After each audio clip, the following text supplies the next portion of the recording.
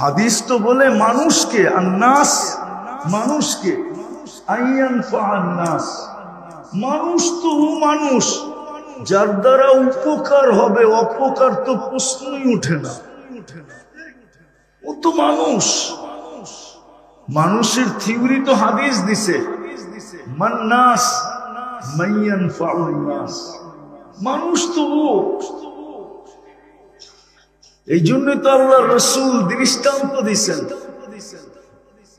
হায় হায় হায়, পছন্দ করলেন মানুষ হিসাবে কে কে? শুধু আল্লাহ বলেন না, ৯৯ পদের মালিক আল্লাহ। কি বলবেন? শুধু আল্লাহ বলতে বলতে ৯৯ পদের নাম তর্জমার দেখা হয় না। একজনও দেখে নাই, এই বয়সে একজনও দেখে নাই, বলতে পারবে না আমি দেখছি। চ্যালেঞ্জ, যুবকরা তো সারা রাত্র নেটের ভিতরে থাকে, ওদের খাওয়া না হইলেও চলে, কিন্তু নেট না হইলে চলবে না। নেট থাকতে হবে, অনলাইনে থাকতে হবে। অনলাইনের থেকে ছুটে গেলেই যুবকদেরকে শাস্তি দিতে কিছু লাগবে না। ওরে ঘরে বসে 7 দিন নেট কেটে দেন, ও এমনি ও ভাববে আমার কয়েক যুগ জেল হয়ে গেছে। রাগ হয়ে যাব তো যুবকরা, সারা রাত্র নেটের ভিতরে থাকে, কিন্তু ৯৯ নামের অর্থ কোনোদিন দেখে নাই, আমরাও দেখি নাই। এই জন্য আজকের থেকে বলবেন পছন্দ করছে কে? আবার বলতেছেন ৯৯ পদের মালিক, ৯৯ পদের মালিক। এটা বলতে থাকেন, তাইলে একদিন মনের ভিতরে আগ্রহ জাগবে যে ৯৯ পদের মালিক যে বলতেছি, একটু পদগুলা দেখি, আল্লাহর পদগুলা কি, তখন আপনার দেখার সুযোগ হবে। আর আমার বিশ্বাস, নিবিড় ভাবে যখন আপনি এক একটা পদের অর্থ দেখবেন, আপনার এইখানে হিট করবে, এইখানে হিট করবে, তখন আপনি আল্লাহ চিনবেন।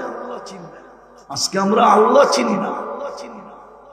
যা হোক, আমি যেটা বুঝাইতে চাইতেছিলাম, শর্ত করতে পারতেছি না। মানুষ হিসাবে পছন্দ করলেন, মানবতা নাই। মুসলমান হিসাবে পছন্দ করলেন, কিন্তু ইসলামের ছাপ নাই। উম্মতে মুহাম্মদী হিসাবে আপনাকে পছন্দ করলেন,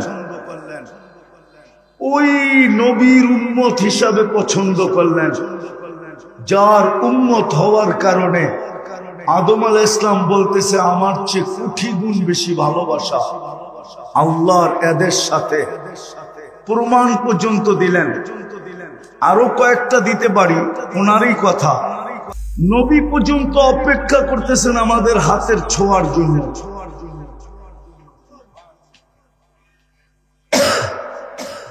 এত বড় মর্যাদা দিলেন, এত বড় মর্যাদা।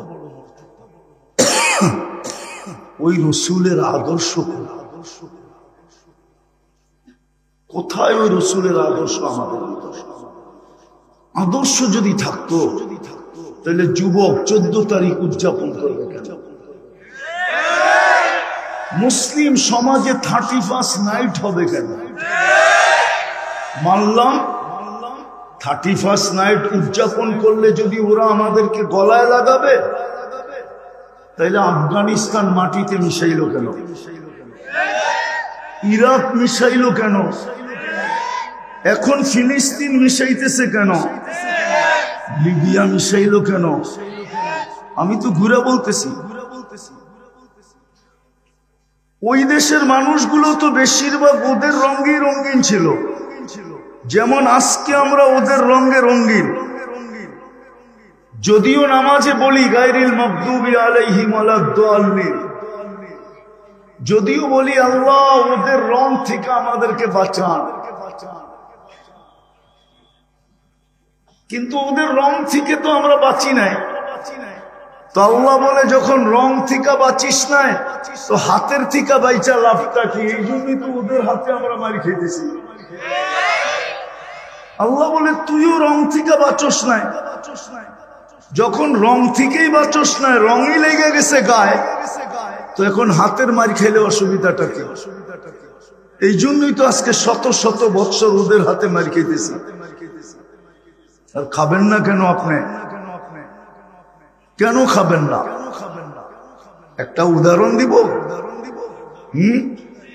আমি যখন 14 বছর আগে তুর পাহাড় দেখতে গেছি 2010-এর দিকে, ওই সময় আমার মনে উঠছিল যে মুসা আলাইহিস সালাম তো এইখানেই ক্রেডিট কার্ড অর্জন করছিলেন, কালিমুল্লাহ। উনি আল্লাহর সাথে কথা বলে বিদায়, উনি কালিমুল্লাহ, ঠিক না? কিন্তু তখনই আমার মনে উঠছিল উনি কালিমুল্লাহ হইলে হইব কি? আল্লাহ তো আমার সাথে কথা বলতে চায় বিদায় আমাকে এর চেয়ে বড় সম্মানিত করে দিলেন কালামুল্লাহ। মনে হয় আপনি দূরত্বর পার্থক্য বুঝতে পারেন না। ওইখানে কে কথা বলে? মুসা আলাইহিস সালাম কথা বলে বিদায় কি? আর এইখানে স্বয়ং আল্লাহ আমাদের সাথে কথা বলে বিদায় কি?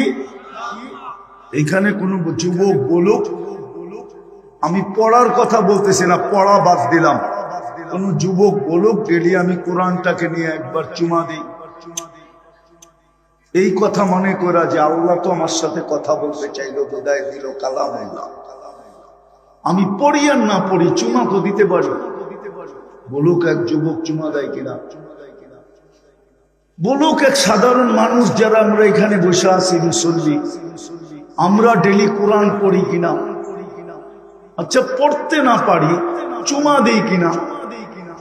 2 বেলা কোরআনটাকে নিয়ে একটা চুমা দেই কিনা? আর আল্লাহকে বলি কিনা আল্লাহ ভালোবাসে? আল্লাহ তো আমাদেরকে এতটুকু সম্মান দিলেন যে আমি কথা বলার জন্য কালাম দিলাম, কিন্তু বন্ধুর উম্মত পড়তে জানলো না, তাইলে তো সে কোরআন খতমের সওয়াবও পাবে না। তো ভালোবাসা বঞ্চিত করতে চাইলেন না, যে পড়তে না পারো কোরআনের খতমের থেকে যেন সে বঞ্চিত না হয়। এই জন্য সবচেয়ে সহজ, সবচেয়ে ছোট, সবচেয়ে সহজ, সবচেয়ে ছোট একটা সূরা দিলেন ইখলাস।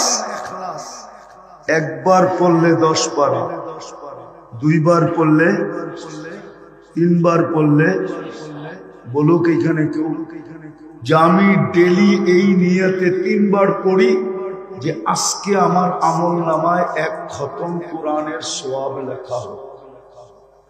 কেউ পড়ে কিনা? একজন যুক্তি দিয়ে বোঝান। আপনাকে উম্মতে মুহাম্মদী বানানোর কারণে এত বড় মর্যাদার অধিকারী হইলেন। নবীদের চেয়েও কোটি গুণ ভালোবাসা আপনার সাথে আল্লাহর হইল। আচ্ছা আজকের রাতটা কোন রাত্র? হ্যাঁ, জুমা শুরু হয়ে গেছে, ঠিক না? হ্যাঁ, গত জুমাও তো গেছে, ঠিক না?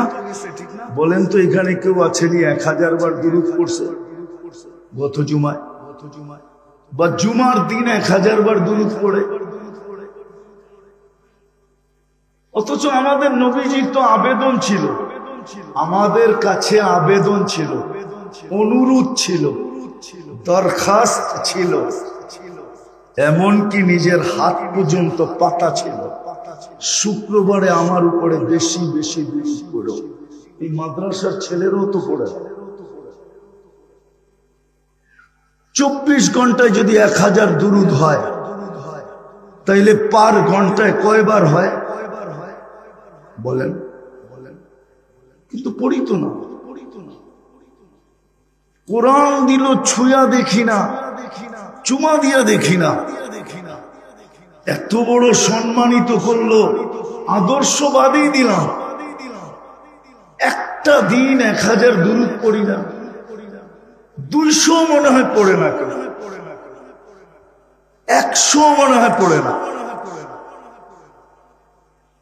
আপনার বিবেককে আপনি প্রশ্ন করেন না, আমাকে প্রশ্ন করতে হবে না, আপনার বিবেককে আপনি প্রশ্ন করেন যে আপনি কি সুখে থাকার যোগ্য না যোগ্য না, আপনি মাইর খাওয়ার যোগ্য না যোগ্য না। যদি দুনিয়াতেই এই অবস্থা হয়, কালকে কি অবস্থা হবে? কবরে 3 প্রশ্ন আমি মানি, কবরে 3 প্রশ্ন আমি, কিন্তু কবরে মৌলিক প্রশ্ন একটা। কয়টা? কয়টা? ইমাম বুখারী রহমতুল্লাহ আলাইহি একটা লেখছেন, ইমাম মুসলিম রহমতুল্লাহ আলাইহি একটা লেখছেন, এই 2 জনে 3টা লেখেন না, একটা। কেননা মৌলিক প্রশ্ন একটা হবে, একটায় পাস, পরের গুলা পাস বইলা লেখা হবে, একটায় ফেল, পরের গুলো ফেল বইলা লেখা হবে। প্রথম কবরের প্রশ্নই তো হইল মা কুনতা তাকুল, তুই দুনিয়ায় থাকতে কার আদর্শে আদর্শবান ছিলি বল। আবার নামও বইলা দিবে মা কুনতা তাকুলু ফি হাদার রাজুলি মুহাম্মাদিন, তুই দুনিয়ায় কার আদর্শে আদর্শবান ছিলি? মুহাম্মদুর রাসূলুল্লাহর আদর্শে আদর্শবান ছিলি না অন্য কারে রঙ্গে রঙ্গিন ছিলি? যদি আদর্শে আদর্শবান হয়ে থাকে তো মুস্কি হাসি দুজনই দিবে, কেননা মুহাম্মদুর রাসূলুল্লাহ সামনে হবে, তো মুস্কি হাসি দুজনই দিবে যে কাকে কি প্রশ্ন করো তুমি। এ প্রমাণ কি দিবে? আমি প্রমাণ দিতেছি এ আমার আদর্শে আদর্শবান ছিল, নাইলে বারবার দুনিয়াতে আমার সাথে এর সাথে সাক্ষাৎ হইতো তো হইতো কি করে? আপনি আর আমি তো জীবনে একদিনও দেখি না। কয়দিন দেখছেন আল্লাহ রাসূলকে? শুক্রবারে দুরূদই পড়েন না, কোত্থেকে দেখবেন? প্রশ্ন করার পরে দুজনেই মুস্কি হাসবে, তো জবাব এটাই আসবে তুমি কার কাছে কি জিজ্ঞাসা করো। যদি আমার আদর্শে আদর্শবান না হইতো তাহলে দুনিয়াতে আমাদের বারবার সাক্ষাৎ কি করে হইতো? সাক্ষাৎ হয় না আপনি দেখেন, দেখে না দেখা দেয়, মনে হয় আমি বুঝাইতে পারি না আপনাদের। আজকে আমাদের দুরবস্থা এই জন্য, মানুষ মানবতা নাই, মুসলমান কিন্তু কোনো ছাপ নাই, উম্মত নবীর কোনো আদর্শ নাই। এই জন্যই আমার যোগ বিয়োগে মেলে না। আফগানিস্তান মাটিতে মিশছে, হয়তো একটু একটু যোগ বিয়োগে মিলছে, কিন্তু ইরাক মিটা গেল, এটা যোগ বিয়োগে মিলে নাই। কেননা ইরাকে তো একটা একটা করে দেখাই, ইরাকে তো কয়েকজন নবী ঘুমায় আছেন, এবং দানিয়াল আলাইহিস সালামও ইরাকে ঘুমানো, আলী শেরে খোদা ওইখানে ঘুমানো, হুসাইন কলিজার টুকরা ওইখানে ঘুমানো, পীরানে পীর আব্দুল কাদের জিলানী এখানে ঘুমানো, আমাদের ইমামে আজম আবু হানিফা ঘুমানো, কয়েক শত সাহাবা ওইখানে ঘুমানো। এতগুলা বোম ফাটলো তো ফাটলো কি করে? মাটির সাথে মিশলো তো মিশলো কি করে?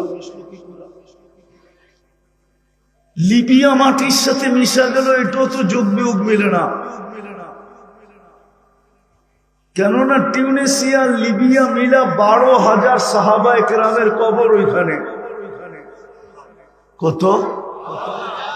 তমিমে দাড়ি ওইখানে, আবু লুবাবা ওইখানে, উকবা বিন নাফে ওইখানে। চিনেন এদেরকে? নামও তো শুনেন নাই কোনোদিন। খালি শুনছি দুনিয়া আলাদারটা, ঠিক না? চলেন সব বাদ দিলাম, দুটোটা বাদ দিলাম। ফিলিস্তিন মিটতেছে কি করে? খলিল তো এখানে ঘুমানো, ওয়াদিয়ে খলিল। একদিকে খলিল ঘুমাইতেছে, একদিকে মুসা কালিম ঘুমাইতেছে। বেশি দূরে না, দুইজনের মধ্যে দূরত্ব বেশি লম্বা না। যান আপনি দেখে আসেন, আমি তো দেখে আসছি, আপনি দেখে আসেন। মধ্যখানে 70 জন নবী ঘুমাইতেছে, চিহ্নিত। মুসলমানের প্রথম কেবলা যেখানে, মেরাজের রাত্রে সশরীরে 1.25 লক্ষ নবীরা যেখানে উপস্থিত। মেরাজের রাত্রে বাইতুল মুকাদ্দাসে 1.25 লক্ষ নবীদের সম্মেলন ছিল সশরীরে। নাইলে আমাদের নবীজি ইমামতি করলেন কি করে? নামাজ তো পড়াইলেন, বক্তৃতা তো দিলেন, সবার কাছ থেকে বিদায় নিয়ে তো আরশে গেলেন। ওইটা মাটির সাথে মিশে তো মিশে কি করে? কিন্তু আল্লাহকেও যদি জিজ্ঞাসা করি তো আল্লাহ তো এটাই বলে, পছন্দ করে তো মানুষ বানাইছিলাম, তোদের ভিতরে মানবতা কোথায় বল? পছন্দ করে তো তোদেরকে মুসলমান বানাইছিলাম, ইসলামের ছাপ তোদের ভিতরে কোথায় বল? পছন্দ করে তো বন্ধুর উম্মত বানাইছিলাম। কার উম্মত? আপনি কার উম্মত আপনি জানেন না, আপনি চিনেন না মুহাম্মদুর রাসূলুল্লাহ। দুঃখ তো আমার এইখানেই, বাংলাদেশে পাইবেন ইসলামী মহাসম্মেলন, নাইলে ওয়াজ মাহফিল, নাইলে তাফসীর মাহফিল, এই তিনটাই পাবেন। শানের রিসালাত তো পাবেন না, নবীর শান তো কেউ জানে না যে আমার নবীর শান কত। আপনি নবীর প্রয়োজন রাখেন কতটুকু? একটা দেখাইলাম আমি সব জায়গায় চলে আসছি, আর আসতে হবে না সামনে। বসেন বসেন বসেন বসেন, আমি সীমানায় চলে আসছি। বিদায় ভাবেন এখনো ফুললি অপারেশন শুরু হয় নাই। এটাই আল্লাহ বুঝাইছিলেন এক হাদিসে কুদসিতে, কোরআনও বুঝাইছিলেন, যাহারাল ফাসাদ ফিল বাররি ওয়াল বাহর বিমা কাসাবাত আইদিন নাস লিউযীকাহুম বা'দাল্লাযী আমিলু লাআল্লাহুম ইয়ারজিউন। মাঝে মাঝে আমরা ছোটখাটো অপারেশন করব, যেন তোমাদের বিবেকের পর্দা খোলে, তোমাদের বুদ্ধি উদিত হয়, তোমরা যেন দৌড়ায় আমার দিকে ফিরে আসো। কিন্তু আমাদের বিবেকের পর্দাও খুলতেছে না, আমাদের বুদ্ধি উদিত হইতেছে না, আমাদের বুদ্ধি উদিত হইতেছে না, বিবেকের পর্দাও খুলতেছে না। হাদিসে কুদসি তো আল্লাহ বলছিলেন, ইল্লাম ইয়াতুবু ফাআনা তাবিবুহুম, তোমরা যদি আমার দিকে না ফিরলে তো আমি ডাক্তার হয়ে যাব, ডাক্তার, সার্জিক্যাল ডাক্তার, আমি অপারেশন চালাবো তোমাদের উপরে। আজকে অপারেশন চলতেছে। নাইলে আমি আগেই বলছি, সমস্ত নবীদের সাথে যত অঙ্গীকার না ছিল, আমাদের সাথে আর চেয়ে কোটি গুণ বেশি অঙ্গীকার ছিল।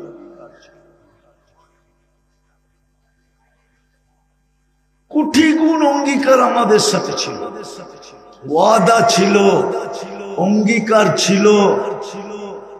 আর কি শব্দ পাবো বাংলায় খুঁজে পাই না, সবকিছু আমাদের সাথে ছিল।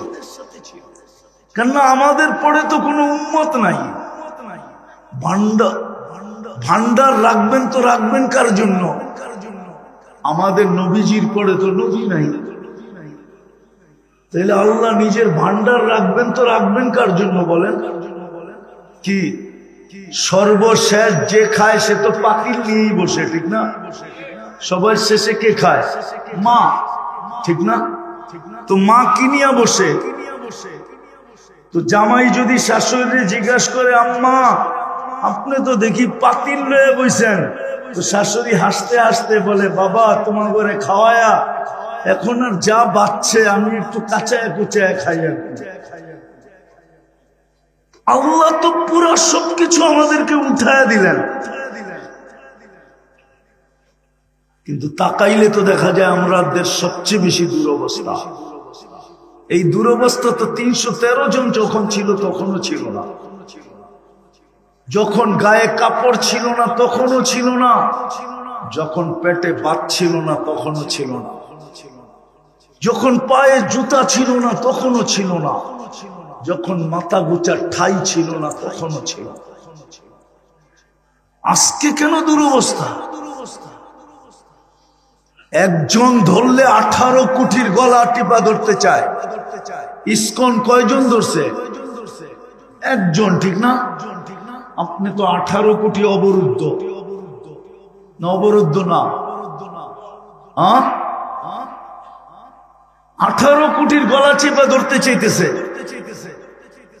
বুঝাইতে চাইতেছে একটাই মানুষ। 18 কোটি এটি মানুষ না, এটি সব আগাছা। আর একটা প্রমাণ দিব, দেখি আপনাদের বুঝে আসে কিনা। বাংলাদেশের সুপ্রিম কোর্টের ল হইল কোন কুকুরকে আপনি আগের মতো ইনজেকশন দিয়ে মারতে পারবেন না। আগে সিটি কর্পোরেশন ছোটবেলা দেখতাম রাত্রে আসতো, কুকুরকে ইনজেকশন দিয়ে উঠায় উঠায় নিয়ে যেত। প্রাণীবাদীরা হাইকোর্টে রিট করছে যে প্রাণীদেরকে এইভাবে মারা যাবে না। আচ্ছা মানলাম, ঠিক আছে, ফিলিস্তিনের এই 1 বছর 2 মাসের যুদ্ধে আমাদের বাংলাদেশের প্রাণীবাদীরা বলুক, ওই প্রাণীবাদীর ভিতর থেকে উচ্চ পদস্থ এখন একজন আছে, সে একটা ছোট, উনার ফেসবুক আইডিতে উনি ছোট একটা নিন্দা দেন যে মুসলমান দুনিয়ার থেকে উঠতে দেরি, সিংহায় আল্লাহ ফু দিতে দেরি করবে না। ও তো এই শিক্ষায় শিক্ষিত না, ওর মাথার ভিতরে এটা নাই। সব মোবাইলে সব প্রোগ্রাম আসে না, বটন সেটে অ্যান্ড্রয়েড সেটের প্রোগ্রাম নাই, এটা বটন সেট। এটা ফোন করতে পারবেন আর রিসিভ করতে পারবেন। ওই প্রাণীবাদী যারা, ওটা হলো বটন ফোন। ওর মাথায় এটুকুই আছে যে মুসলমান কোনো প্রাণী না, নাইলে ও নিন্দা করে না কেন? দেখা আপনি এত নিচে নামলেন কেন? ওই 3 কারণে। মানুষ বলেন কিন্তু মানবতা নাই। আমি কারো বিরোধিতা করতেছি না, যদি মানবতাই থাকতো তাহলে ঘুমন্ত মানুষকে মারে কি করে? আমাকে বুঝান, ঘুমের ভিতরে একজন আরেকজনকে মারে কি করে? মানবতা যদি থাকে তাহলে প্রতিবেশীর কারণে প্রতিবেশী অতিষ্ঠ হয় কি করে? আজকে কত প্রতিবেশী তো আছে, প্রতিবেশীর থেকে অতিষ্ঠ হয়ে জায়গা বেচা চলে গেছে। নাই এই এলাকায়, নাই নুরবাগে, চিনেন না? তাহলে আমার লোকে চলেন, আমি 2-4টা চিনায় দিব আপনাদেরকে। আমি এখানে থাকি না, তারপর আপনাদেরকে আমি চিনায় দিব যে প্রতিবেশীর কারণে অতিষ্ঠ হয়ে জায়গা বিক্রি করে চলে গেছে। ও মানুষ কি করে? মুসলমান ইসলামের ছাপ নাই, উম্মত নবীর আদর্শ নাই, কোরআন দিলেন ছুঁয়া দেখে না, নিজের ঘর দিলেন 90% ঘরে আয়সা দেখে না। এটা কার ঘর? আল্লাহরে যদি জিজ্ঞাসা, কোন উম্মতকে তো ঘর দিলেন না, আপনাকে তো ঘর দিয়া দিলেন। আল্লাহকে যদি আমি জিজ্ঞাসা করি, ঘর তো আমাদেরকে দিয়া দিলেন, আপনি কই থাকেন? তো আল্লাহ বলে, তুই কি কোরআন পড়িস না? আনা মাআকুম আইনা মা কুনতুম, আমি তো তোদের সাথেই থাকি, তোরা যেখানে যাস আমি তোদের সাথে সাথে থাকি। ঘর তো তোদেরকেই দিয়া দিলাম, ওই ঘর খালি পড়া থাকে, ওই ঘর খালি পড়া থাকে। খালি না, খালি পড়া থাকে না, ঘর সারাদিন খালি পড়া থাকে, মারামারি করে তালিম লইয়া। মনে হয় বুঝেন না? মারামারি করে কি লইয়া? মারামারি করে কি লইয়া? বয়ান লইয়া। অথচ সারাদিন ঘর খালি পড়ে থাকে।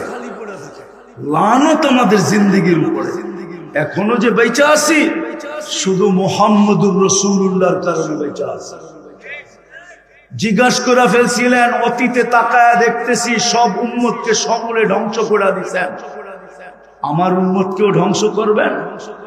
তো বলছে, না বন্ধু, আপনার উম্মতকে সমূলে ধ্বংস করবো না, আপনাকে অঙ্গীকার দিতেছি, শুধু এই কারণে বেঁচে গেছেন, নাইলে বহুত বড় মাদ্রাসা আছে এখানে মাদানীনগর, জিজ্ঞাসা করে দেখেন 1500 বৎসর কোন উম্মতকে আল্লাহ সুযোগ দেন নাই, এর আগেই মাটিতে সব মিশাই দিয়েছেন।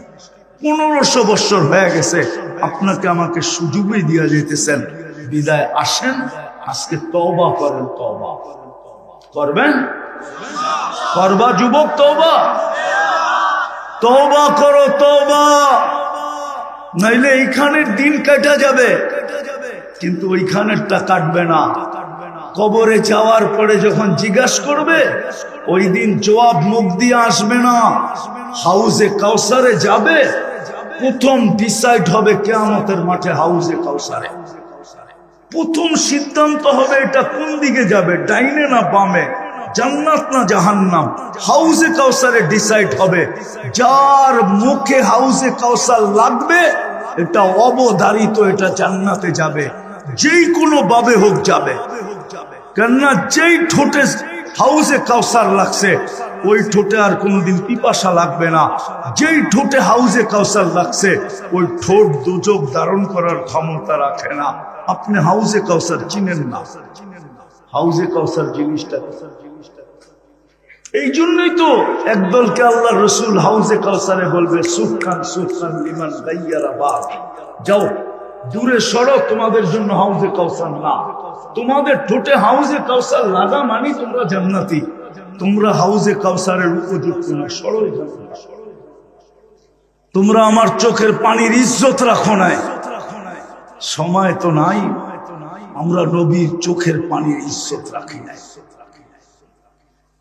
23 বছর কাঁদছেন, দুনিয়ার থেকে যাওয়ার সময় কাঁদতে কাঁদতে গেছেন, আরো সে যে আমাদেরকে বলেন নাই, এখনো কবরে কাঁদতেছেন। আবুল সামরকান্দি লেখছেন রহমতুল্লাহি আলাই, নবীজি কবর থেকে উঠবে, ওয়াহুয়া ইয়াবকি ওয়া ইয়াকুল, কাঁদতে কাঁদতে উঠবে আর বলতে বলতে উঠবে, জিবরিল আমার উম্মত কুল, ময়দান তো খালি। কিয়ামতের মাঠে চিৎকার দিবেন, 1.25 লক্ষ নবী রসুল শুধু নফসি নফসি বলবে, না মা না বাবা, না ভাই না বোন, না স্ত্রী না সন্তান, শুধু নফসি নফসি বলবে।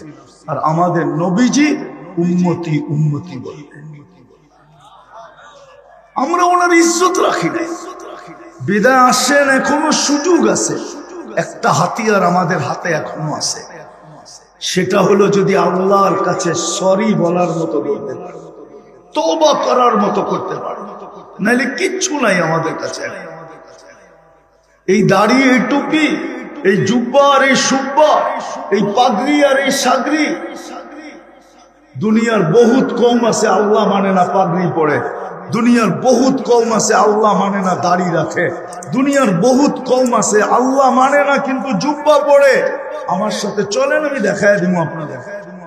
আমাদের হাতে একটাই হাতিয়ার আছে, তওবা। কি কি করবেন? তওবা কে কে করবেন দেখি? পাক্কা? তাইলে বইলা দেন, আল্লাহ অতীত থেকে তওবা করলাম, নামান। আর ডেলি 2 বার তওবা করেন, ঘুমানোর সময় এই কথা মনে করা যে হয়তো আর ঘুমের থেকে উঠবো না। যদি উঠলেন সকালে, সকালে তওবা করেন এটা ভাইবা যে হয়তো সূর্য আর ডুবতে দেখবো না। ডেলি 2 বেলা তওবা করেন, পারবেন? পারবেন? মনের থেকে? হ্যাঁ, আর নারাজ না করি আল্লাহকে। যুবক, তোমাদের পায়ে হাত রাখি, আর নারাজ করো, আর নারাজ করো না। তোমরা আমার চেয়ে দুনিয়া দেখো না বেশি, দুনিয়ার রং আমার চেয়ে বেশি তোমরা দেখো না, তামসা আমার চেয়ে বেশি দেখো না, সিঙ্গার ফিঙ্গার আমার চেয়ে বেশি দেখো না। তোমাদের পায়ে হাত দিয়া বলি, আল্লাহকে নারাজ করো না, তওবাকে অভ্যাস বানাও। আর দ্বিতীয়, আল্লাহর ঘর ভরা দাও। আজকে আল্লাহর ঘর আল্লাহকে জিজ্ঞাসা করে মুসল্লি কই, জমিন জিজ্ঞাসা করে জমি পুছতি হ্যায় নামাজি কাহা হ্যায়, জমিন জিজ্ঞাসা করে আল্লাহ নামাজি কই, মসজিদ জিজ্ঞাসা করে আল্লাহ মুসল্লি কই। বিশ্বাস হয় না? হ্যাঁ বললে তো আবার বলবে জয়ীফ। মসজিদ জিজ্ঞেস করে আল্লাহকে আল্লাহ মুসল্লি কই, গর্ত দিলেন মুসল্লি তো নাই, আমার খোরাক তো নাই, কোথায় এরা? পড়তে পারবেন মসজিদ আজকের থেকে? কে কে পারবেন দেখি, যে মসজিদ ভরা দিব আজকের থেকে নামান। আর যুবকদের পায়ে হাত দিয়া বলি 31st নাইট উদযাপন করো না, আল্লাহর গজব আর টাইনা হিনো না। আছে বাংলাদেশে প্রমাণ আছে, 2013 কি 14 হবে, 31st নাইটের পরের দিন 7.8 ভূমিকম্প আসছিল, কিন্তু কোনো বিপর্যয় হয় নাই, শুধু সিগন্যাল দিয়ে চলে গেছে। গত ডিসেম্বরে তুর্কিতে আসছে, 1.5 লক্ষ লোক মারা গেছে, এক শহর মাটির সাথে মিশা গেছে। তোমাদের পায়ে হাত দিয়া বলি 31st নাইট উদযাপন করো না, আল্লাহকে আর নারাজ করো না। আল্লাহ শুনায়া দিছে উম্মতে মুহাম্মাদীকে কিভাবে সাইজ করবে, কোন ওয়াশিং মেশিন দিয়া পুত পবিত্র করবে। এটা হাদিসে আছে যে তোমরা যদি বেশি বাড়াবাড়ি করো তাইলে তোমাদেরকে 2টা ওয়াশিং মেশিন দিয়া পরিষ্কার করব। কেননা বন্ধুকে লজ্জিত করব না, তোমাদেরকে ওয়াশ করে ছেড়া দেব। 2টা মেশিনের কথা হাদিসে আছে, আল কতলু ওয়াল সালাজিল।